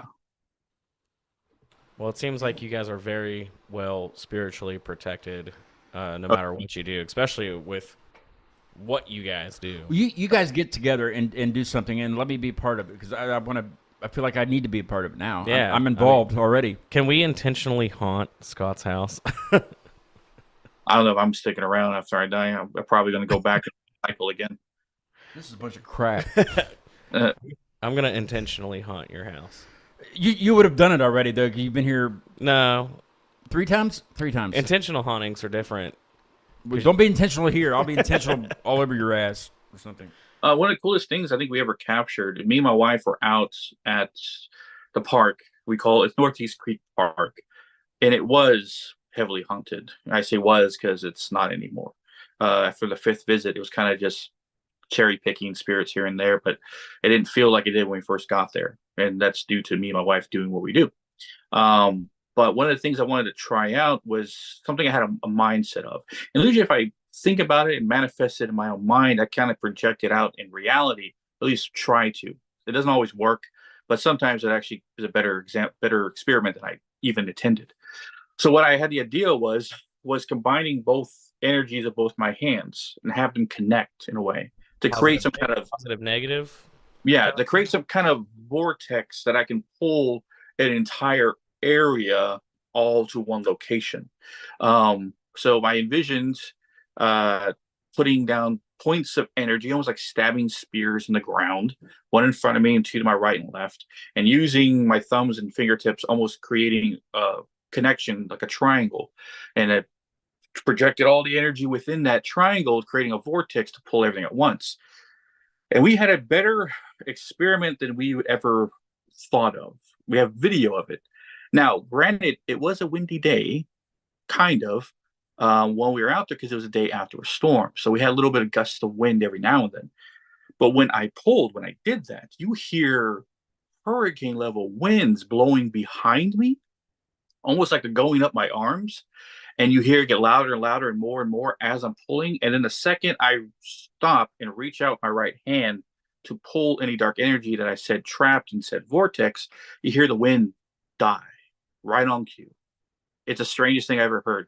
It's like as soon as I go, whoo, here, and no wind, and I pull and I grab. I didn't know that happened until we went back and watched the footage. That's up on the Instagram as well, because you can hear the and I pull the dark energy, and it's sent over with. That was like something we caught a camera that we're like, did that just happen? It's like, yeah. Like, holy crap! I didn't even think I did that. I felt the wind, but part of me thought it was in my head. I know your shirt says CBGB, but this whole episode is giving the heebie-jeebies. No, it just. I'm not going to do the rim shot because that was just it is giving me the heebie-jeebies for sure. No, Isaac, I think. Goodness, you people. I don't know, man. I hope one day that we get to meet in person and I actually get to experience. He's close. He's pretty close by. Yeah, you're not too far. You're in the Carolinas. We're in West Virginia. Like we can make some stuff happen. I would love to meet you in person, man, and like actually, I don't know, shake your hand, try to see the energy and the vibes that we put off in the same vicinity. And investigate a place that, that neither of you have been to previously. Yeah, that would be great. Do that together. I think that'd be awesome. Well, there's a few places I've always wanted to go to. We call it Hockomock Swamp. I've heard of that. Bridgewater area. I've heard of that place. You should go. Three there it areas, is. 3 points of area that are very, very haunted. We actually did an episode on it on the podcast. So we kind of, along with the Alaskan Triangle we heard about. But one other cool thing that I don't do that my wife does, and this goes in ties with her remote viewing. You think I'm powerful? You think I'm scary? What I do? She can outdo me. Scary. Well, never. I'm but, getting more comfortable with it as we go on. Yeah. But my wife, when she remote views into a location, if I'm unavailable to pull said entity from location, the phone goes out, the signal breaks, whatever. She does what she has called body bag the entity, essentially putting a bag of energy around the entity, carrying it like Santa Claus on her back, running through a portal, then dropping it in our home here where I can grab entity and throw it in the ring. And we've done this numerous times. And she's brought a lot of things back from some locations remote viewing in. She can do it by accident sometimes, not even intending to do it, just going to her location. So I have to be careful if I tell, hey, I heard about this place. I heard about the Hell House in England. I heard of Hellfire Farm. You ever heard of that one? And she goes, no, don't tell me. I'm going to go there, right? She's going to remote view in on, subconsciously that she's going to bring something back with her. But I had to build something in her mind forest. And I call it the mind forest. It's a subconscious part of your mind where all your trauma, your darkness, your hatred, anything subconsciously you suppressed or consciously suppressed in your mind is buried there. And I call it the mind forest. Before, I would have to take your right hand and hold it for me to enter that spot in your mind. Now I can through the phone, because I don't have to physically touch you. I can right there and go right in. And I can pull said dark energy out of your mind force, essentially clearing it. And therefore, when I do that, your main spirit guide comes forward. Not your only one, but your main one comes forward. If someone would do it to me, they'd be met with a Aztec jaguar warrior named Azul. He's my main spirit guide. Not my only, I have 4. But for other people, it's always the main one. And I've talked to a lot of different spirit guides, from actors, from dancers, from knights, from Vikings, from gunslingers, from strongmen, from circuses from the 1910s, from actual Samoan warriors, from the Samoan tribes, from musicians, from a skater kid who died in 2006. Because you remember when the year he died. That was the most recent spirit guide I ever talked to. He was the youngest. Well, can I stop you there? What was that like? Like, did that pull at your heartstrings, I guess? I mean, just because it was different than what you. Well, yeah, because I wondered why he was there. I even had a conversation with him. He said, I don't remember how I died, man. He was sitting on his skateboard, right? Long skater hair, backwards hat, baggy jeans. He's wearing like those big DC shoes. I think he had like. Boy. Yeah. Well, come on, man. God. I'm sorry. The opportunity. Was that an Avril Lavigne? Yep. Plug? Sorry. That was a plug. That was your a favorite reference. artist ever. I'm sorry. I think it was here. God damn. Zero or Ikeo. I forgot the name of that. The E sound. Echo. I think so. Echo. Yeah. Echo. Some skater shirt on. Anyway, but the girl whose mind that I pulled it from, because he was a spirit guide for her, main spirit guide. I told him he seems real easy, real at peace, real simple, like laid back, all that kind of things. And she goes, "Yeah, it's real funny." I go, "Why?" Because that's the kind of what I need right now. My life has been so chaotic, so stressful, and to have someone, a spirit guide, that's the complete opposite of that, to help me gain that was something that I need. So that's right on the money. She's like, "Well, he's in there." He had like a typical like Travis or David or something like that, like some kind of simple name or something like that. I can't remember exactly what it was, but I remember it was like of our time, not like this Viking or berserker who I talked to named Trogdor, not Trogdor, Trogdor, damn, like Troubadour almost. Yeah, like Trogdor. That's the Marine that I go on base with. His main spirit guide is that Viking berserker, big mother. But anyway, Isaac, do you still talk to the bands that you were once a part of, or you said you had some stuff out from what was the band name? I can't remember. The one that starts with A. Aurorean. And you don't talk to any of them? They don't exist. I mean, like any of the members at all? We all kind of fell off. I think the last time I had a conversation with any of them was a guitarist named Eddie. Seeing what he was doing, he's still playing music. The dude's That's good. In his late 40s now, still playing death metal, still trying to make it. That's the shit. Yeah.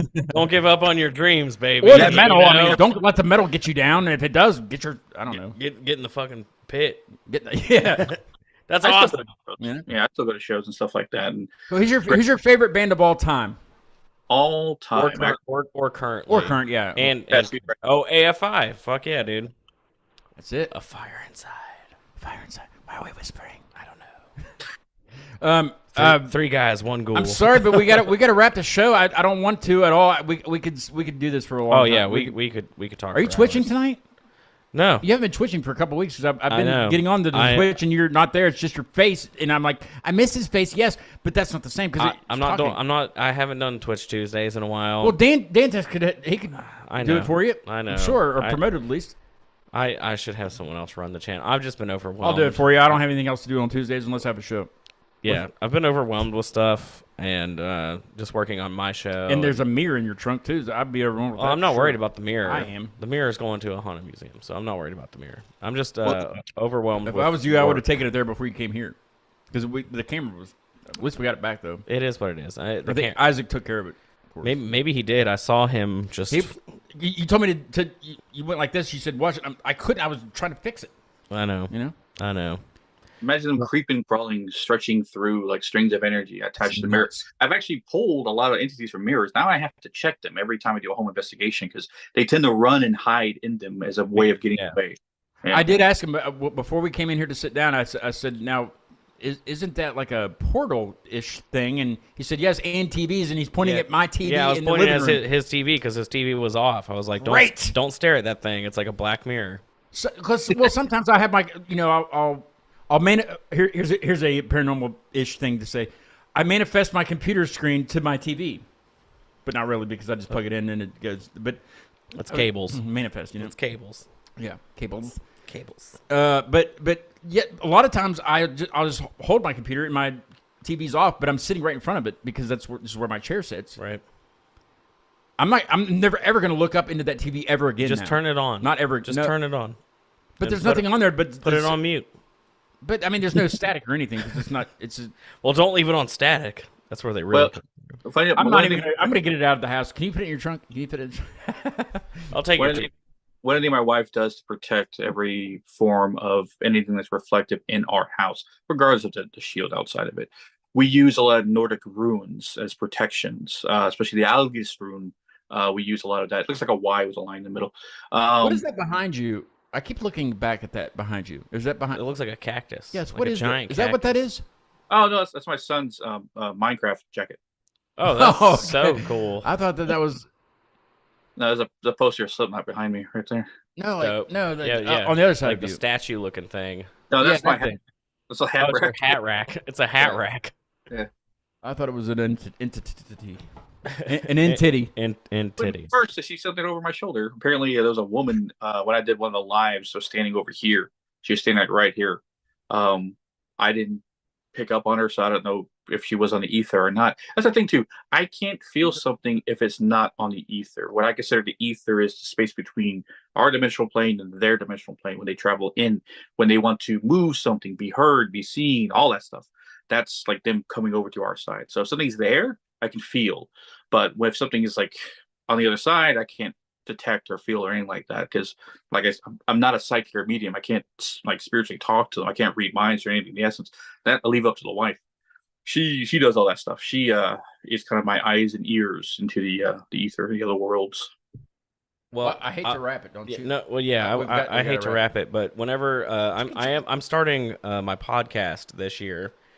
And finally, yeah. Welcome to that last year. Mm-hmm. Welcome to the club. Yeah. Well, I had a podcast in like. If you ever need any help, me and Isaac can give you some pointers. Yeah, I definitely need it. So, finally starting a new podcast. All right, what's it going to be called?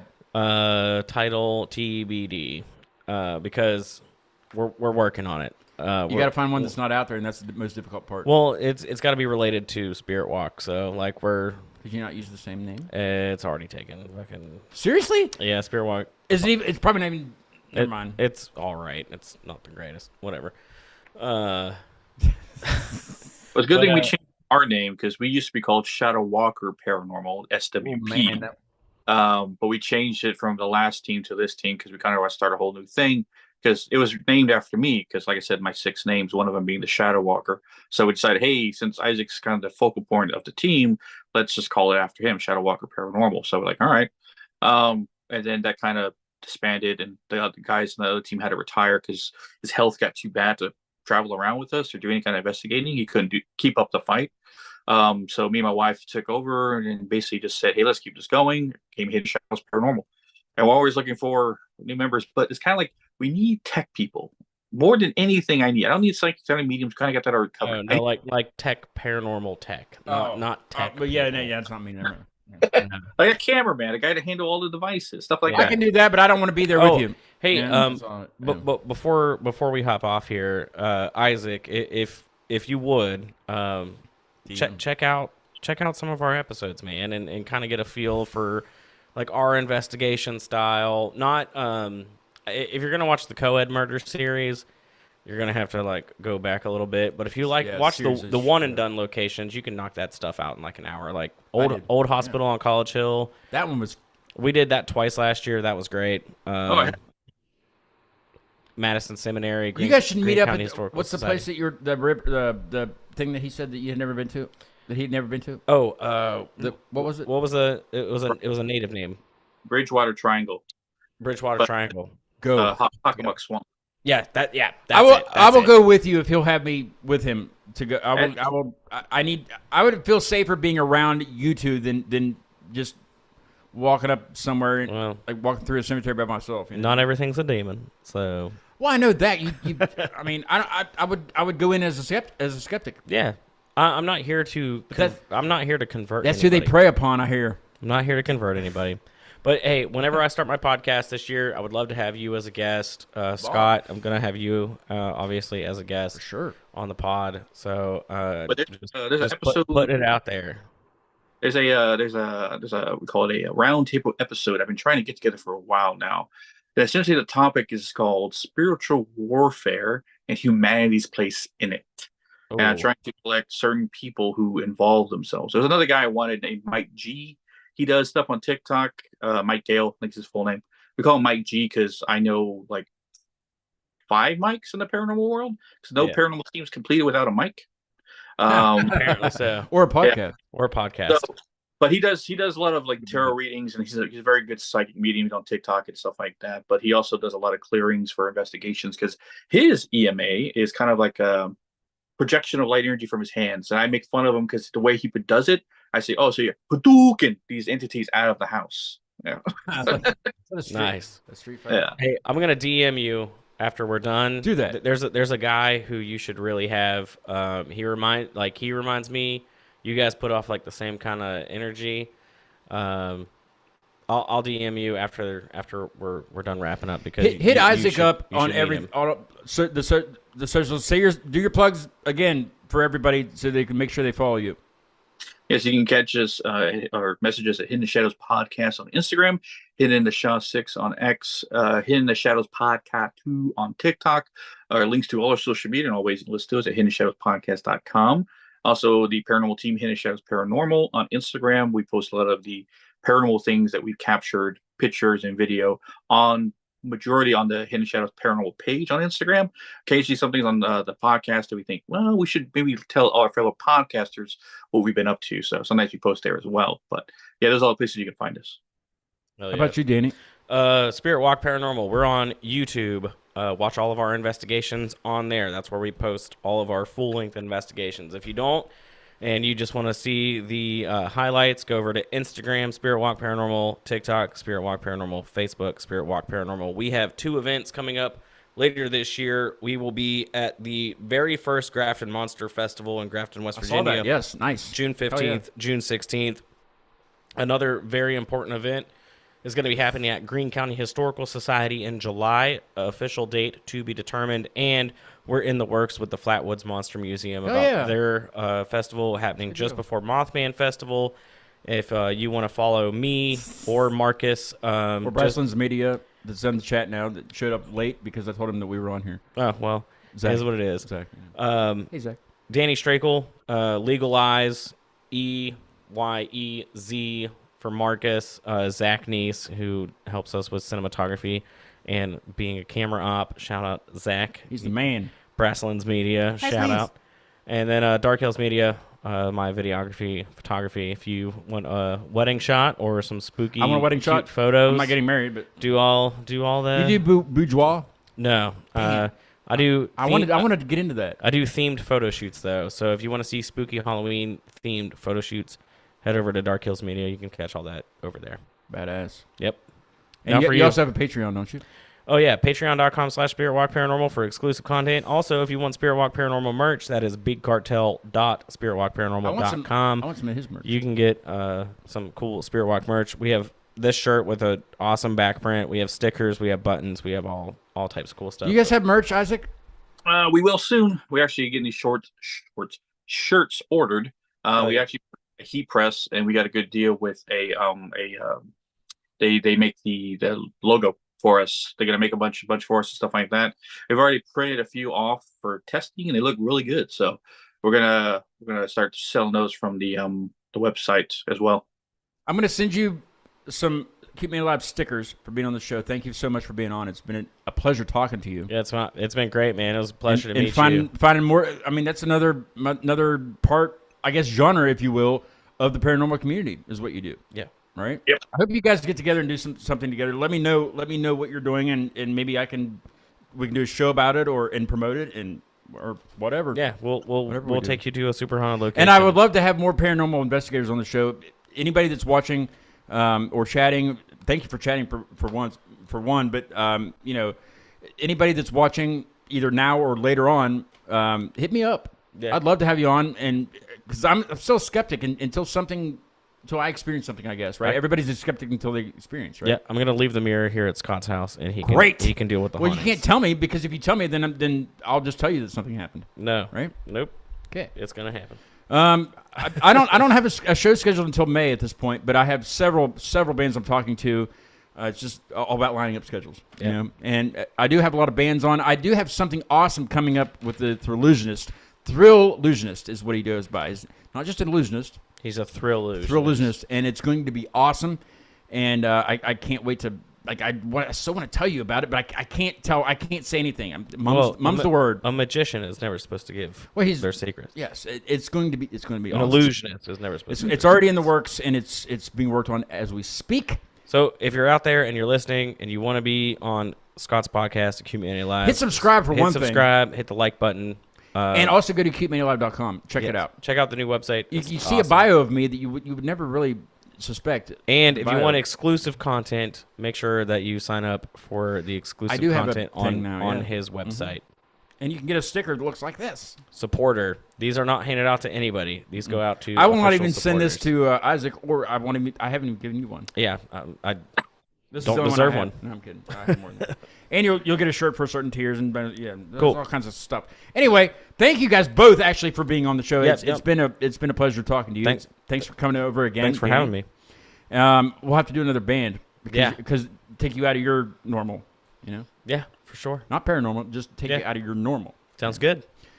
Isaac, thanks, man. I appreciate you letting me come co-host, and I appreciate you being here telling me your crazy stories, man, because I can't wait to experience them in person. Yeah. I might be there. I'll decide at the last minute. You're going to be there. Last minute decision. Only if Zach goes, I'll go. He'll be there. Okay. I'll ring him in. The next show that I do know that I'm doing is May 10th, but I'm sure something always comes up. Let's get Scott a new show here within the next couple of weeks. Let's go. You were 254. Thank you so much for being 254. Appreciate it, Isaac.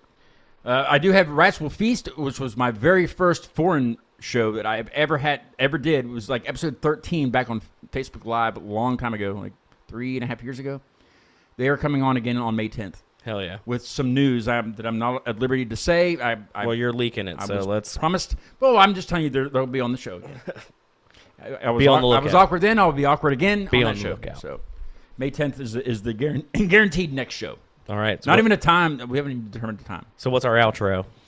Our outro is a band that I'm also talking to be on the show. They're called Burdener. And the song is called Upside Down. I believe they're from Houston, Texas. Hell yeah. So we'll listen to that.